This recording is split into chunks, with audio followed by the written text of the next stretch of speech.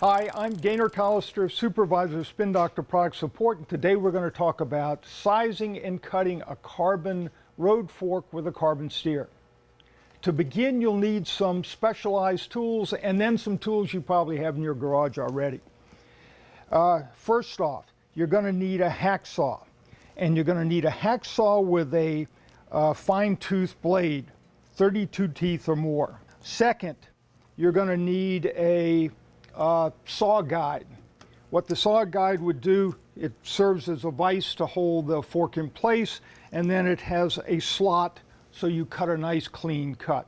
Third, you're going to need a little bit of fine sandpaper that'll finish the end of the steer once it's cut so you can slide the headset parts on. You'll need a tape measure just to verify the sizing, and you'll need some way of marking the steer before you cut. The final thing, a little bit of electrical tape. That's going to be used so you're cutting through the electrical tape so you're not raising what can be harmful carbon fiber dust.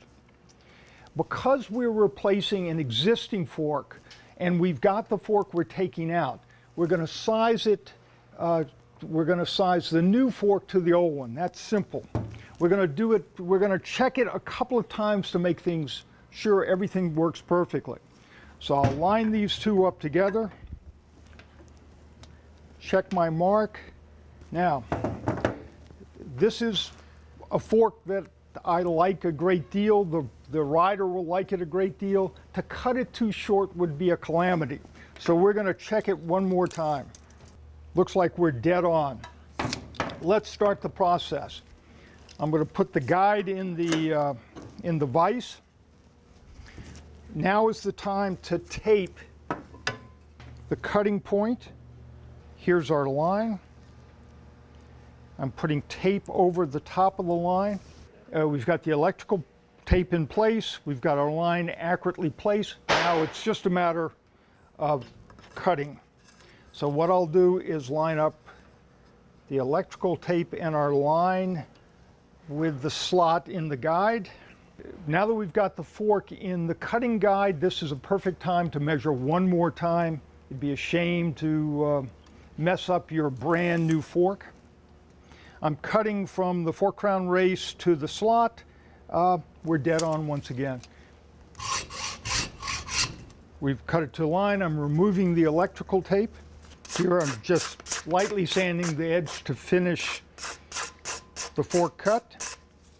Now the fork's ready for installation. A couple of things, as you can see from what we've done already, this is a simple job to cut and get this fork ready for installation. Because it's of very fine quality, and because it's carbon fiber, there are some steps that you need to take to make sure that the fork will last as long as it's capable of doing. Of course, the very first thing, read the instructions. Different manufacturers have different limits on how the fork can be used. Two, as a general rule, in sizing, now we duplicated the fork that came out of my bike. I know it was right. But probably, unless the manufacturer says otherwise, there shouldn't be more than about an inch of spacers under the fork on a 1 1/8 inch fork. Check with the manufacturer. Three, if you're sizing it, if you're cutting it, a fork that you haven't used before with a new headset, it's always best to size the steer tube so it's long enough so it extends a little bit through the stem. To make adjustments, you'll need to use a spacer on top so there's still room to tighten the headset together. Once again, we talked about using a fine-tooth hacksaw blade, 32 teeth or more. Use a cutting guide, which we did.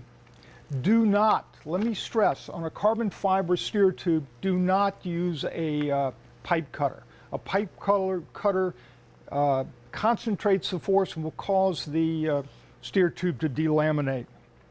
Wrap electrical tape, which we did. Do not use frame cutting tools, fork crown cutting tools on a carbon fiber fork. Use fine emery paper or sandpaper to finish, which we did. In installing the fork, With a carbon steer, the worst thing you can do is over tighten the stem. Use a torque wrench. Usually that's around 5 Newton meters, but check with the manufacturer. With a carbon fork with any of these threadless systems, you'll need something on the inside of the steer so you can tighten the headset parts together. Do not, and let me stress, do not use a star nut. Carbon fiber forks, for the most part, will come with some sort of compression plug. Use a compression plug or what is provided by the manufacturer. Do not use a star nut. Finally, enjoy the fork and pat yourself on the back for a job well done. Thank you. Once again, I'm Gaynor Collister. If you have questions about this, you can call our technical support folks at Performance